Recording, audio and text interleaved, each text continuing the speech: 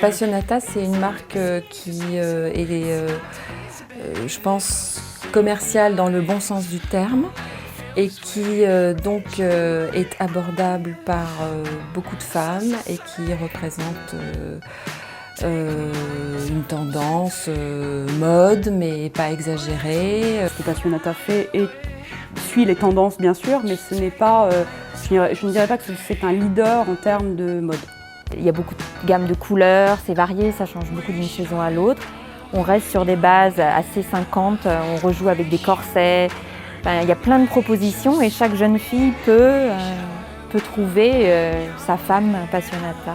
Elle incarne une image de la femme française telle qu'on la voit, c'est-à-dire assez sexy, assez délurée, assez coquine.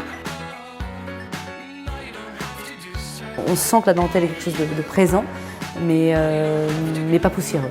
C'est une marque qui, pour moi, est l'anti-triangle. Une marque de fille qui assume ses formes et qui assume aussi sa séduction.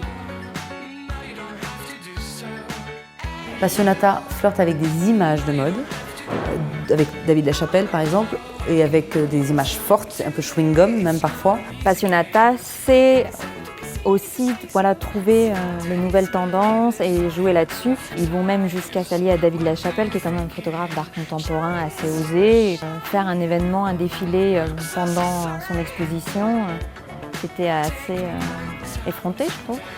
C'est une marque qui a réussi quand même à installer une pin-up jusqu'à l'emmener vers le Crazy Horse sans tomber dans la vulgarité. L'emmener dans le monde du burlesque. Reconnaissable maintenant à ces campagnes de pub qui émergent et qui sont vraiment très lisibles et très visibles sur la place de Paris et dans la presse. Le Passionata n'est pas assez décoiffé. Il lui manque un petit côté rock, un peu effronté. C'est une campagne sexy, sensuelle, mais qui ne se prenait pas au sérieux. Je dirais que Passionata ne se prend pas au sérieux et c'est un excellent point pour elle.